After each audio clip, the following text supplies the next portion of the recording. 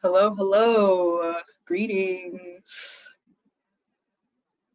Mel, we're up to 40 folks so far and the number is growing. Well, hello and welcome folks to day 3 of Within Reach's Food Access is Community Care virtual event series. Some of you may know me. This might be your first time joining the series. So my name is Kai Horton. My pronouns are they, them, theirs. I am the Diversity, Equity, and Inclusion Manager, as well as the Community Engagement Manager here at Within Reach. I've been your host and will continue to be your host throughout this week, and I am absolutely honored to be holding this space and being in this space with you all. If it's your first time joining us, I wanted to ground us with what is Within Reach and what do we do in the world every day? And so Within Reach builds pathways to make it easier for Washington families and individuals to navigate complex health and social services systems and connect folks with the resources they need to be healthy and safe. In addition to helping people gain access to health insurance and providing information on immunizations and child development, food access is actually one of the many veins of our work. Our direct service team here at Within Reach are the experts in the field of navigating the complex and often inaccessible systems that keep people from getting their basic needs met. We recognize that we're not alone in this work and that there's a vast network of amazing humans doing amazing work when it comes to food access. So we wanted to celebrate that. So over the course of this week, we've already heard from 2 amazing folks, Joy Hollingsworth and Roxana Pardo Garcia, where we learned about the future of food and taking an anti-colonial approach to food access. We're also going to learn about why culturally appropriate food is key to liberation, food sovereignty, and so much more. Our biggest hope for this offering is that we're spotlighting and centering an intersectional lens and approach to what we mean when we say access and what we mean when we say community care when it comes to food. I want to express my gratitude to our partners at Safeway for helping make this series happen, and to the entire team at Within Reach for your unwavering support and commitment to this deep work every day. So today, I have the absolute honor and privilege to introduce you to someone who I deeply respect and have been very excited to meet for this session today. I'd like to introduce you to Melissa Miranda. Melissa's pronouns are she, her, and then she's the owner of Musang, a Filipinx restaurant that opened in Seattle's Beacon Hill neighborhood in January of 2020. Melissa attended culinary school and worked in kitchens in Florence, Italy, before cooking for 2 years in New York City. After returning to Seattle, she worked as a sous chef at Bar del Corso while developing Musang. At Musang, she works with a team to craft dishes inspired by childhood memories. Musang also runs a not-for-profit, no questions asked, free meal program through their community kitchen. Mel, we are so grateful to learn from you and be with you today. And so with that, I'm going to pass it to you. Awesome. Thank you. Thank you, thank you, thank you. Thank you for having me in this space to share with all of you. Yeah, I'm excited to talk about and share a little bit about my history, our culture, and one of my favorite dishes that I love. So yeah, I guess let's get started. You heard a little bit about me.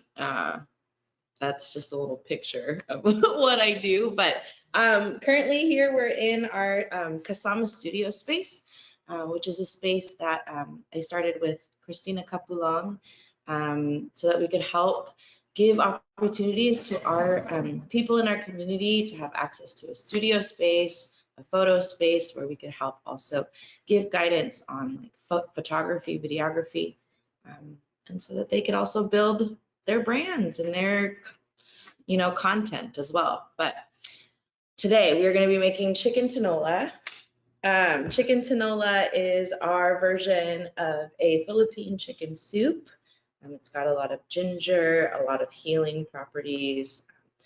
My attachments to this dish are definitely with my childhood. Whenever I'd be sick, my mom would make this for me. So we can get started. And then while I'm cooking, I'll tell you a little bit more about our community kitchen program and who we are and why it's important that we take care of our community. So it's a very, very simple dish.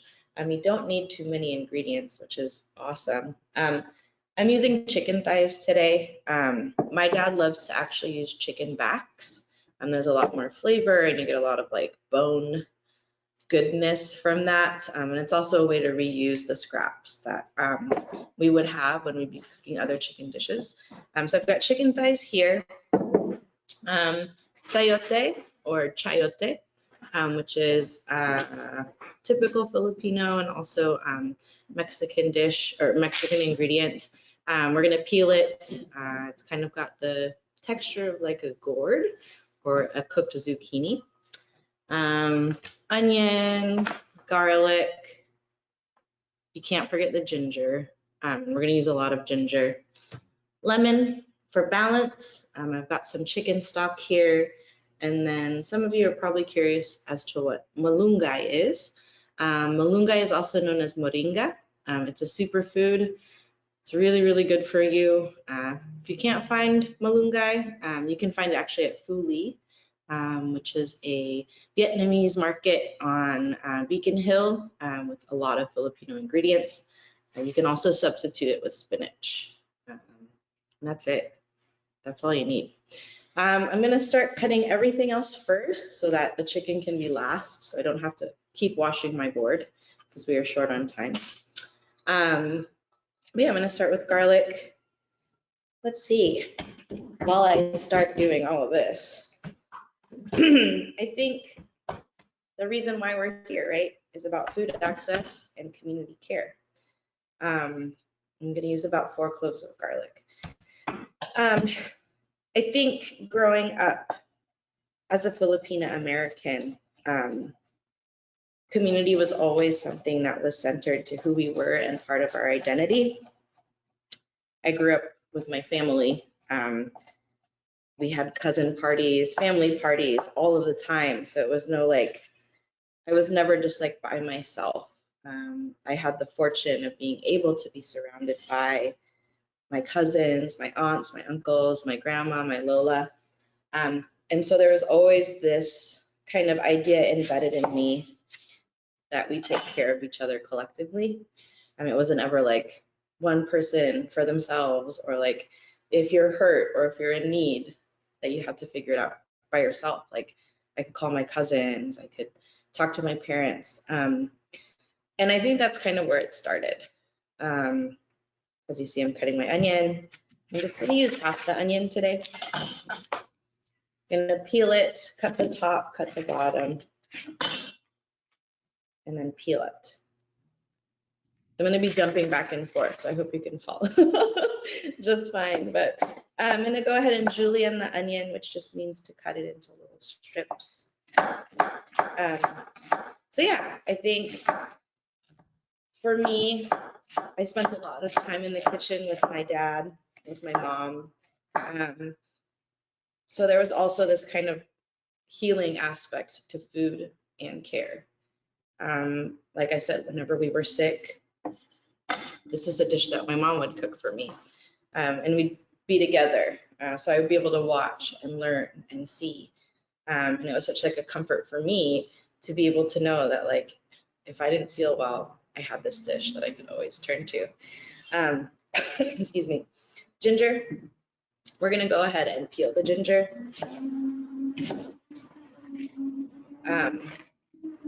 So yeah, I think being able to be surrounded by such an incredible supportive family, being able to always take care of each other whenever we needed it, it kind of bled into, I think, the philosophy of what Musang is now and who we are and who we always have been. For those of you that don't know, we started off as a pop-up 4 years ago, and the intent was to be able to bring forward Filipino cuisine and give spotlight and showcase dishes that we grew up with, but also always in the line of like Filipino hospitality and Filipino care. If you were coming to our pop-up, it wasn't just to like eat food. It was for you to like connect with people, to be able to meet new friends, to be able to try new things and experience like how we take care of people and how we bring people into our family. And so from there, we started partnering up with other nonprofits here in Seattle, still as a pop-up. So we did a lot of work with Youth Care, with Feast. We did a bunch of fundraisers with other chefs and other members in the community, like Tarek and Christy Brown and Shira. And it was like all of us were like so like-minded about this community care aspect, that if we're going to be building businesses, we always have to make sure that we're taking care of our people too. And so as we grew and as we started doing pop-ups, it was like kind of natural for us. Like we never forgot our roots, I think is what I want to say. I think a lot of people in this industry, this is a really tough industry, and you can forget your identity sometimes or where you came from. And I think for me, when we started the project for Musang, it was always important for us to remember it's always about the people you need to take care of. And so we opened Musang. And if you guys don't know, Musang is actually where my dad immigrated to from the Philippines. It's historically a Filipino neighborhood. Back in the 80s and 90s, there was a restaurant called Inay's, which was ran by Tito Ernie, which I grew up going to as a child. There was Sunset Video. The Cocina Filipina family had their space there. Lucky Seafood, which is a Filipino, was still like a place that you would find Filipinos buying their crabs. And so when we found the space that we found in Beacon Hill, it was like a no-brainer. Like we had to be in that space. And the fact that it's an old craftsman house also lends to this idea of like, we're welcoming you into our home.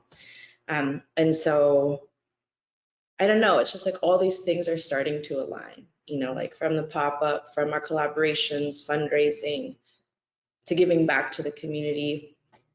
When we opened, it was like, okay, now what do we do? Like, we have a restaurant, but are we just a restaurant or are we more? And so with that, I'm gonna start cutting the chicken. I've got all my veggies, garlic, ginger, onion. I cut the ginger into juliennes, matchsticks. I'm using chicken thighs, and I'm just gonna cut these into bite-sized pieces. All right.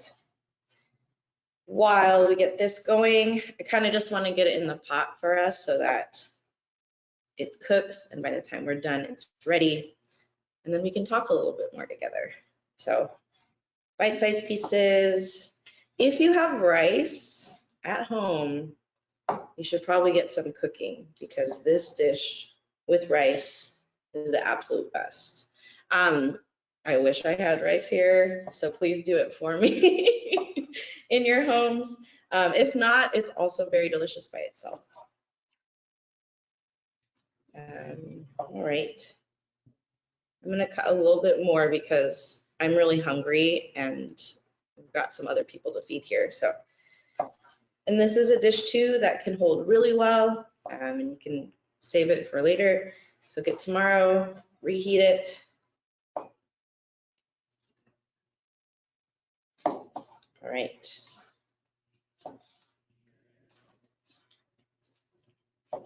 Okay, let me go ahead and wash my hands. Okay, wash my hands real quick, and then we're gonna start cooking, and then I'm gonna get more into talking.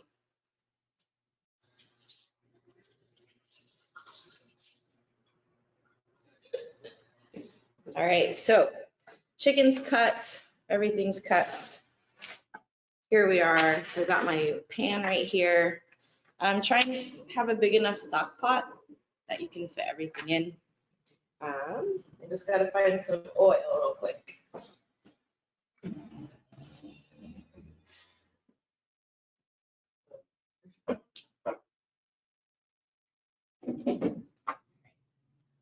And don't forget the fish sauce. All right, so I'm just gonna use some canola oil. I'm gonna get the chicken in. We're gonna brown it. We're gonna season it with some fish sauce. And then I'm gonna add all the other aromatics in. So the last thing that I said was, are we just a restaurant or are we more? I think it's important for people to understand and recognize that it's not easy. Let me take that back. Having a restaurant is not easy. If you ever want to talk to me about opening and all of that stuff, there's a lot to it, let alone opening a restaurant in the pandemic. But when we opened Musang and we opened our doors, we always knew that we were going to be more than just a restaurant. The way that I had envisioned our space was that it would be a community place for people to gather, share ideas, share thoughts, share stories. We don't consider ourselves chefs, we consider ourselves storytellers, because it's more than just being a chef that can cook food. It's a way for us to be able to connect to the people. It's a way for us to be able to give memory and create new memories for our guests when it comes to our food.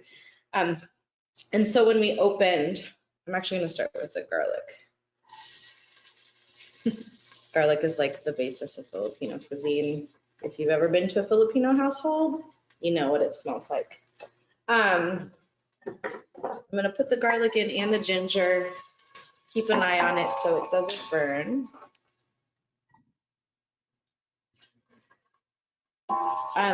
So yeah, if you guys don't know, we opened Musang in January of 2020.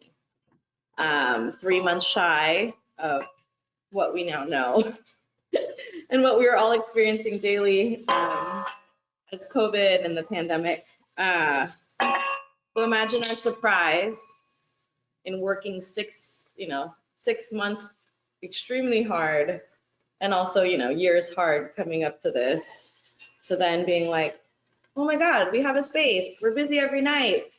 Oh my gosh, no, we can't have places that are busy and full of people. What do we do? And so it was devastating. I think I would be lying to you if I didn't say that that was devastating, that it was so hard to try and navigate what you thought your dream was supposed to be.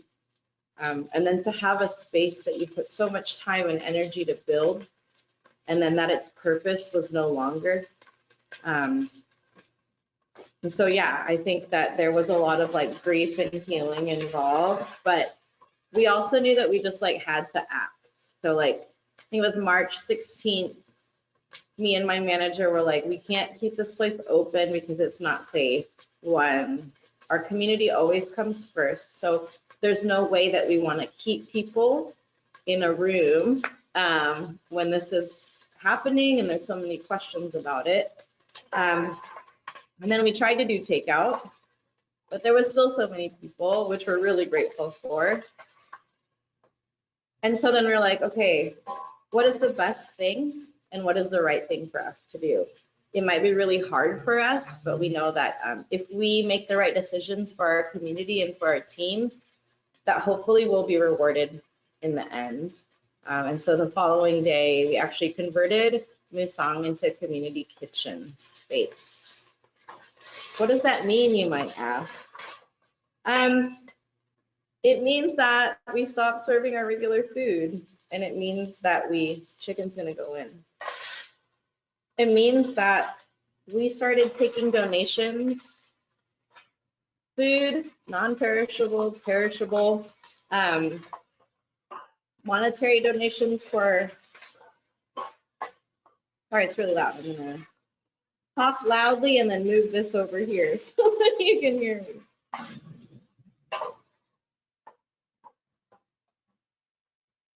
All right, so at this point, chicken's in, onion, ginger, garlic is in. If I can pop this off. Yep, fish sauce is gonna go in right now. If you haven't had fish sauce before, it's very similar to anchovy paste. Don't be afraid to use it. You might not be used to the smell, but I promise you that the umami that it gives is amazing. I'm gonna season it too with a little bit of Johnny's. For those of you that don't know, Johnny's is a seasoning salt that we use. I love it. I grew up cooking with it. It's based in Tacoma. Go out and buy it. All right.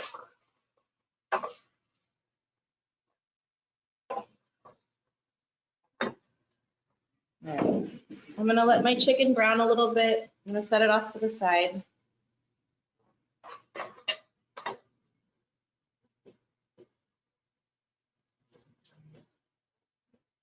Okay. The majority of the cooking is done now, so I can be more focused talking to you guys. So yeah, the community kitchen. I remember making a video, I think it was like March 17th of 2020, and it was a call out to the community of there are a lot of people facing food insecurity now. So many people lost their jobs. So many families that relied on the school food programs didn't have access to food anymore for their children.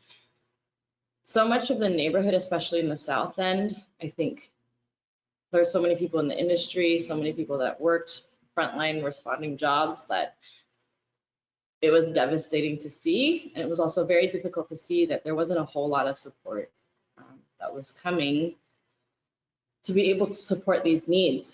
And so me and Jonah, who's my chef at Musang, we lived together and we didn't have to, most of my other team lived with their parents. And so there's a lot of multi-generational home and contact that we were like, no, you cannot come in here. It's not safe. And so her and I just made the decision to sacrifice, like, we're gonna do this. And so for 3 months, Jonah and I cooked meals every day, upwards to 200 meals a day for people that would just call in to Musang, no questions asked.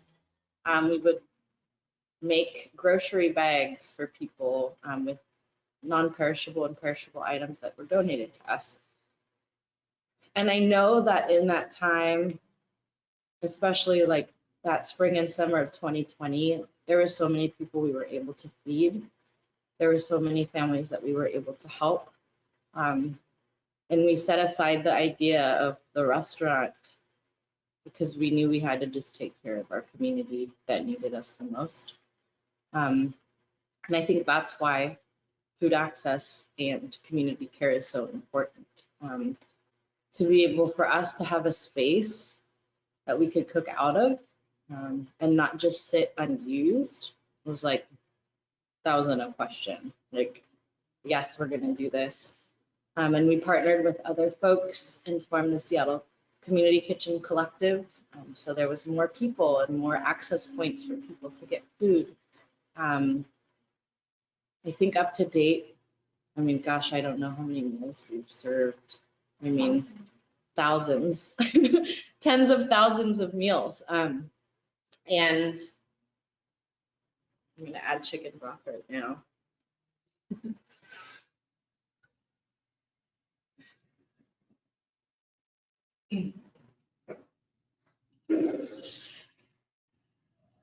Yeah, so we fed these people, but I also don't want you guys to think that it stopped there. I think a lot of what happens when people start these things or like find ways to cook food, but then they're like, oh my God, my business, or how are we gonna keep going if we're not getting paid? I think there's ways that we can think creatively, and this is the time when community can actually come together and support each other. Our community kitchen is still up and running to this day, which is incredible to say. We do about 600 meals per week. We've partnered with Wasit and the South Park Community Center. We've partnered with Seattle Good Food Kitchens to be able to provide meals. We work with the Senior Center off of Holly Park And so we're touching people in our neighborhood that still are facing insecurities. And we're also still providing them with meals that are culturally relevant, that are nostalgic for them, and nostalgic for us. We take pride in like being creative in what we serve, and we eat the food that we cook, and package them and put a lot of love and care in it too.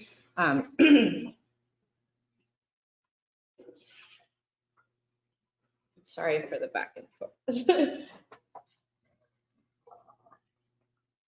All right, so my chicken is going, chicken, broth, all of that. I'm gonna do one last thing for prep, and then we can just talk. So I think one thing, I remember when we started working with the South Park community, a lot of that community is a Hispanic community, and we were cooking like pasta and other things, and things that were delicious, but things that also weren't connecting with that community. And so our partners were like, hey, do you mind if we can start providing meals that they will be able to recognize? And so we did. And it was really beautiful to see how much that meant for people to be receiving meals that they knew what it was they were eating. They could recognize ingredients. Because I think for me too, that's such a huge part of who we are. That's such a huge part of our identity. I think that's a huge part of how we've grown up. I'm using ingredients today, for example, that you would find in the same grocery store that I used to go with my dad to go grocery shopping. When I see food like this, and if I was to receive this meal, I'd understand that someone was thoughtful enough and respectful enough to be able to acknowledge that, like, hey, your food matters, you matter, and that you should be also given access to that too, and not forced to be like, you have to eat this just because. So I think the work that we do too within the community kitchen is like being aware of who we're serving, being aware with who we're partnering with. Because I think it is important for us to not lose that connection to our ancestors, our connections to our families. Yeah, I think that's a huge part of what we do. If you didn't see the sayote, I peeled it, and I also cored it. There's a seed in the middle that you can take out. I'm just gonna do one. I'm gonna pop it into my soup now.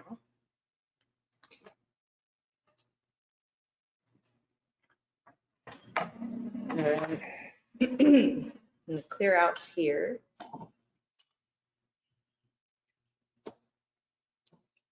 All right. What else? Let's see. How has the community kitchen changed my relationship to food?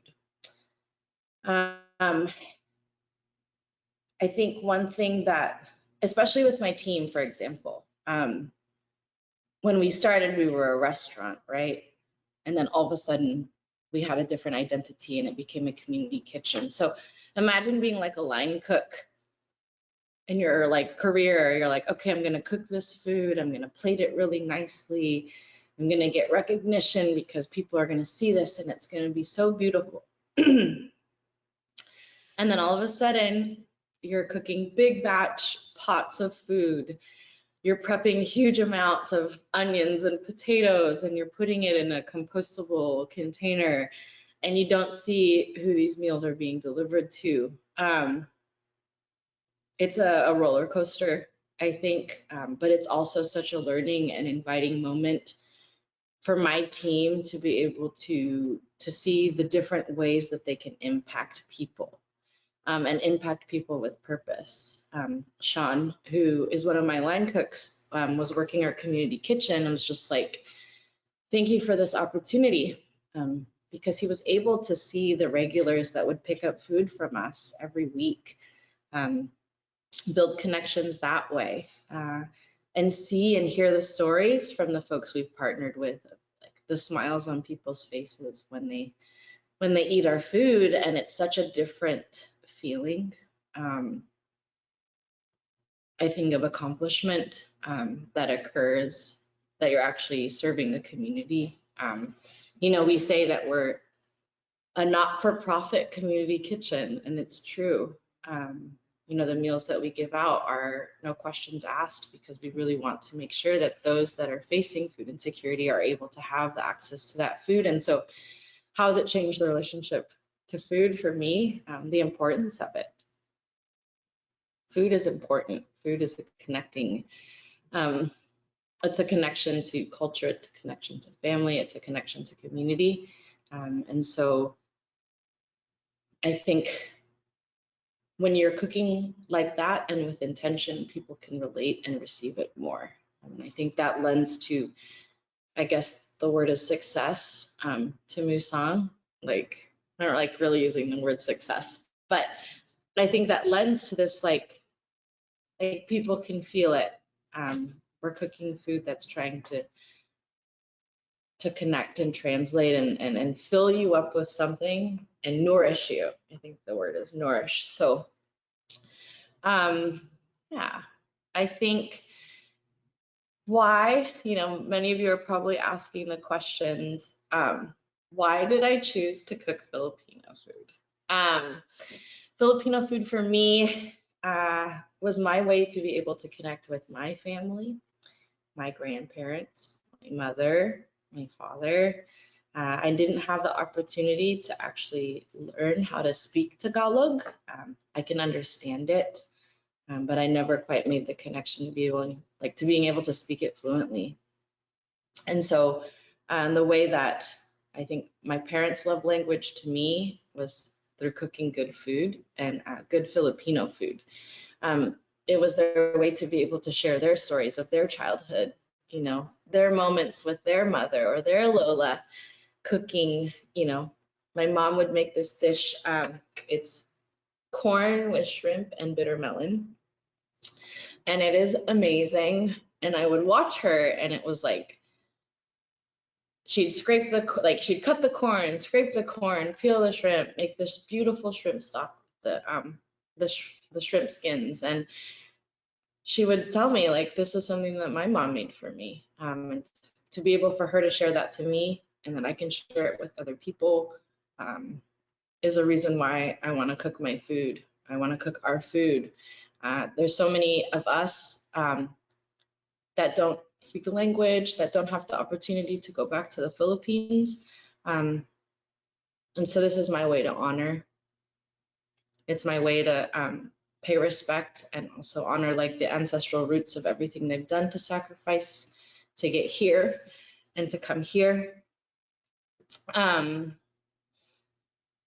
Yeah, I think, like, to be able to be in Beacon Hill and to be able to share our stories in that sense. Like, if you didn't know that our restaurant and our home used to be a Asian community center drop-off in the 70s, and like we've actually had Filipino elders in our community come in and say, oh my gosh, I lived in the apartment upstairs.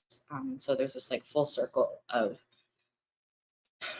just taking up space and us honoring that space that we're taking, and then also knowing that we deserve that space for us and for future generations. Okay, I'm just kind of all over the board. I hope you guys are okay. Let's taste our chicken. Let's take a little break.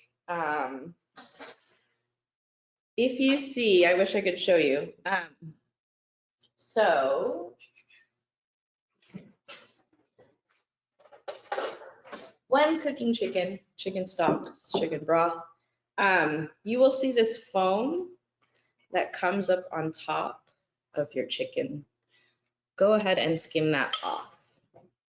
And that will help you have a really clear broth, a really delicious broth, and less fatty broth. My mom used to make me do this as a kid. This is my job. Yeah, I have so many fond memories of cooking with both her and my dad. I was an only child growing up, and so I would always be in the kitchen, like, pestering them. you know, tiny, like, what can I do? How can I help? So I'd always end up, you know, probably like cutting the scallions or peeling the garlic. But there was, I think, just like me even standing right here at this island, like I have visual and like such beautiful memories of just being tiny and like just watching or asking questions and being curious and about hearing their stories. Like my dad cooked a lot for me too growing up. And I'd always ask, you know, where did you learn how to cook Filipino food? And he'd tell it like his mom or his grandmother. So I could feel a way to connect with them too. And I cherish that, you know. All right, everything is skimmed. I'm gonna give it a taste.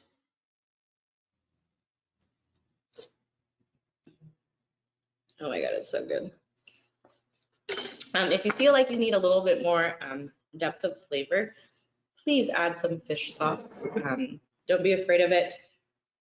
We're gonna cut up lemon wedges as well to kind of help balance the savoriness of this soup. But yeah, it is a bomb. Like my stomach's so excited. Okay, so probably, I know that there's a question of what is the future of the community kitchen? And my broader hope for, or my hope for a broader food justice in Seattle. That is a great question. I think being able to partner with folks that understand the need for meals, for food justice, for food education, for understanding food deserts, like being able to bring access to the places and neighborhoods that need it most, it starts there. Making sure that the funds in which people receive are given to the correct people, to the correct places, the people that are doing the work. I don't know if you all are familiar with Chumin Tofu on 12th and Jackson. But that place is an incredible and magical place. They've been feeding the neighborhood for a really long time, and they do clothing drives and they do meals to people, no questions asked as well. Being able to support places and businesses like that, connecting with like-minded folks that are willing to do the work, because this isn't easy. We hopefully, and this is a big announcement, but we are planning on opening a community kitchen space in the International District. So we'll be moving that program from Musang into a space in its own, where we can do more work, where we can feed more people, and hopefully build systems in which that model can be applied to other people, other neighborhoods, and that the resources we're able to find can be connected to other places too, and that this can be something that can build and grow further. For people that are curious about like DIY food access, you know, we actually partner with a couple of folks that deliver meals to encampments twice a week. And so we make the meals, they pick them up and they distribute them. Being able to find places like Musang Community Kitchen, Chumin Tofu, other organizations that are doing that kind of work, volunteer. Figure out ways that you can maybe fundraise. You know, like we've had folks take their birthdays as an opportunity to be able to give back. Really understanding your city. I think that Seattle can be quite a bubble sometimes, and neighborhood to neighborhood. It's easy to close your eyes and look away from what's really happening right now. And there's a lot happening. So I think volunteering time of like helping clean areas, distributing food in areas.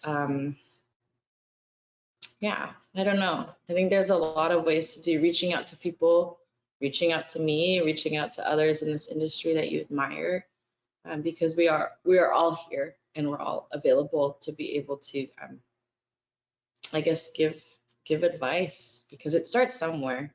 It has to start somewhere. And from there it can grow. So I think we have 10 more minutes until we wrap up. Thank you for listening to my talk. My soup's almost ready, but I am gonna give it back to you guys, and if you have any questions for me, because I did a lot of talking. Mel, wow. Thank you so much. First of all, I just admire your capacity to like make this gorgeous meal and also tell us stories. I'm like, can I get to that level someday? Oh my gosh. So thank you. I don't know, we've never actually met each other up until this moment, but my mom is an immigrant from the Philippines, and so I can literally smell your kitchen right now. And I remember growing up and chicken tinola was like the thing that I would always like ask to eat instead of chocolate meat. Like that was like, can I eat this instead, please? You know, like because it's just so nourishing and I can smell it from here. So thank you. Like I'm feeling so alive by this conversation and by this cooking demo. A few folks I within reach were like, my mom used to make me do that too, like skimming the top off soups. And so you're not alone. We are also in that, and I think something that you named around like for me being a child of two immigrants, like I had to teach my parents a lot of English for conversational uses and to be able to like be a human in this like very English focused society that we live in, right? And so I too didn't learn Tagalog to speak, but I can understand it. And I think that's a thing we don't talk about a lot as like children of immigrants, as descendants from different lands that came here. And I think that the way that you're connecting to the culture through the food is one of the only ways, that and like music and art and like touch, but it's so rich what you're saying, and I just really appreciate that. There are a few great questions in the questions box here. Could I ask you some of them? Is that okay? Awesome. Okay, so this one's from our dear Angelica. Two questions, actually. The first is, what are your favorite and most nostalgic ingredients to cook with? I think fish sauce is one. In Tagalog, it's called patis. It's just such like an incredible flavor booster. I would remember like my mom would cook pancit, and then on the side she would always put patis and lemon on the side that you could add on to add more flavor to it. It was super complex, but it's really funky. Hilariously enough, bagoong. If you guys don't know what bagoong is, it's a fermented shrimp paste or fermented fish sauce. It's very pungent. The aroma is quite, I would say, intoxicating or not intoxicating, but it's very, very, very sharp.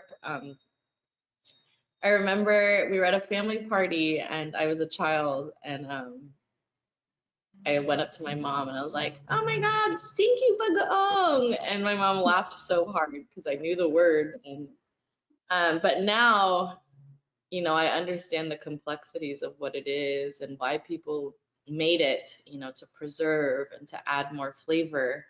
It's such a flavor that is so recognizable to our cuisine. And I think through the years and through years of colonization, there has been this fear to inject this flavor and ingredient into food because we're fearful of what other people may say.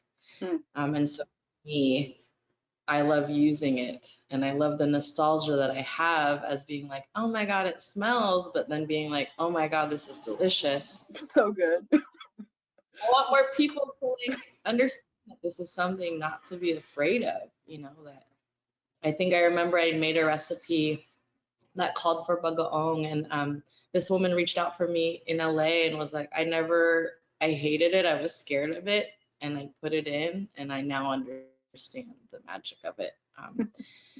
So yeah, I would say those two like funky things are the most nostalgic things that I love, and I could eat mango and bagoong by itself.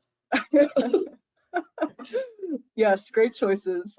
Angelica's other question, which I was also curious about, what community places does Musang source their ingredients from? Yeah, We have partnered up with Tilth Alliance in the South End. It is a community farm. And so they drop off donations with us once a week. We also have partnered with Oxbow Farms up in Carnation, and they were ones that actually really helped support that community kitchen at the height of the pandemic. So they were dropping off a lot of vegetables, which is awesome. You know, I think when people think about food access in communities, like it's like bulk pork or bulk this, or like there's never really anything like nutrient driven in it. And for us to be able to have been able to provide these meals that were like chock full of veggies and fresh veggies coming from the farms, like that was super important for us too. South Park and Wasatch delivered veggies and stuff for us too. And we still are accepting donations through our website to help support it. Yeah, and those are like the biggest. Yeah, and there's this guy named Brandon. I forget his organization.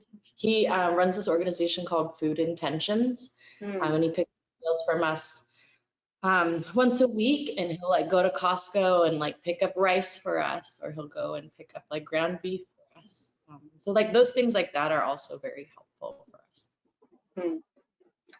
You got some love from Jasmine saying, I watched your TED Talk the other day and I love your work. I also listened to your TED Talk this morning and was like, oh my God, I'm starstruck, what? So thank you so much for your work and for sharing your stuff with us. I just wanted to love on you a little bit. Thank you. Yeah, I'm reading another comment here. It's a little long, so give me one sec. Let's see. Oh, now they're coming in, Mel. Okay, we have some love just saying like, I also can't understand my mom's dialect. I can understand my mom's dialect, but I can't speak it as well. Went to Musang last Saturday, and that short rib kare kare and ensaimada with ube butter was so good. So love to your team for that delicious meal. We got another one from Georgina that says, thank you so much for storytelling recipe. The way you talk made me feel like I was back home at my mother's kitchen, cooking memories. I would like to ask, at what point of the recipe will you be adding the moringa? Yes, that's a good question. At the very end, just really quickly, because I know we're running out of time, but the best way to peel the moringa is just going down from the top and pulling down, and it just falls off and you get this like clean string. I like to add the moringa and the spinach at the very end because I don't want it to overcook and I want it to be able to still hold on to the nutrient properties. Don't be shy about putting a lot of moringa in because you know it'll wilt and get small. Same with the spinach. Moringa also has this like kind of nice horseradishy aftertaste, so it adds like this nice kind of pungent layer to your chicken soup, and it's got a lot of healing properties. So yeah, at the end, and then you can garnish your soup with scallions or chives to add kind of just like a nice freshness to it. I like the taste of like raw onions, and so I like to add that at the very end. And then lemon. If you have lemon, just cut up a little wedge and then scoop yourself up a bowl and then squeeze a little lemon juice on top. And then if you have rice, scoop rice on top. It's so good with rice. That's the way to go. Almost like Aristotle, but not. But yes.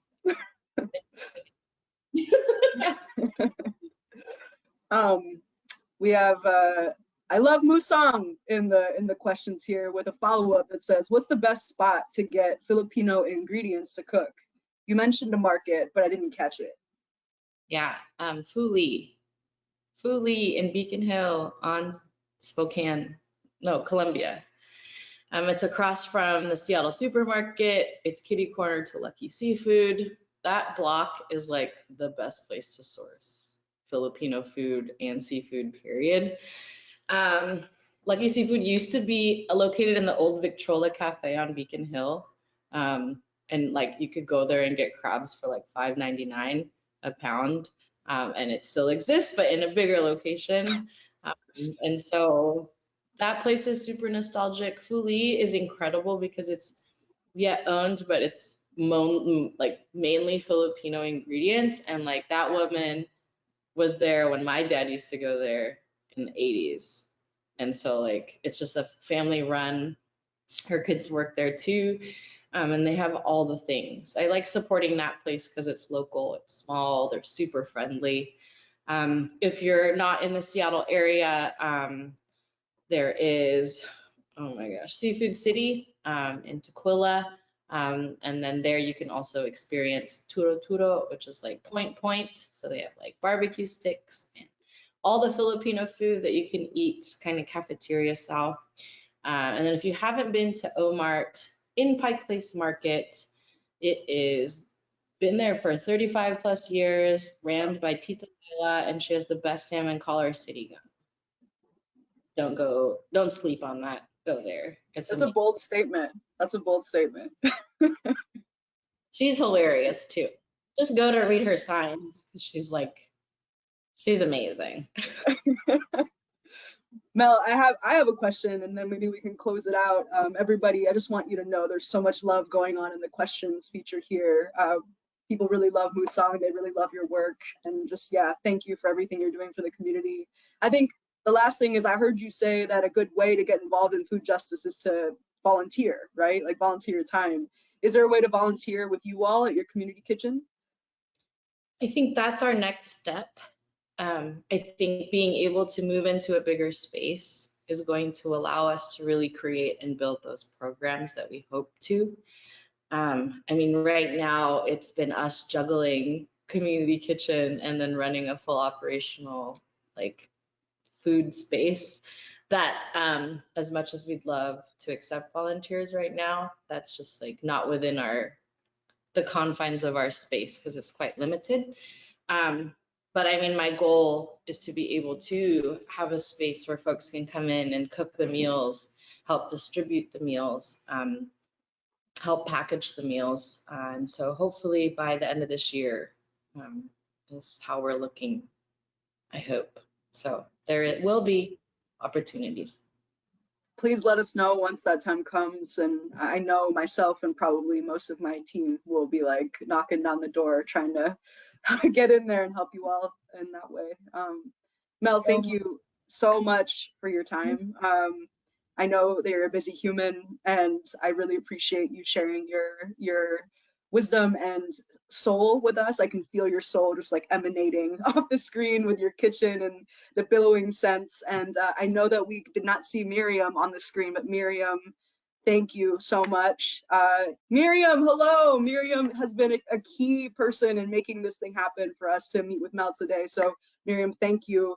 We so appreciate you as well. We appreciate everything you're doing for community. And thank you to our attendees for coming. Mel, you had at one point over 90 folks here, so that was amazing. And really, really cool stuff, and hopefully it increases the awareness about Musang, because that is our hope and our dream, that more folks are blessed with your food. Tomorrow, y'all, we're gonna hear from Prita Lal from the Evergreen State College. She's gonna talk to us about food justice. So please come back right here at 12 p.m. tomorrow for another session of our series. Mel, Miriam, thank you. Have a wonderful day. And we'll talk soon, okay? Thank you. Bye, Thanks, y'all. everyone.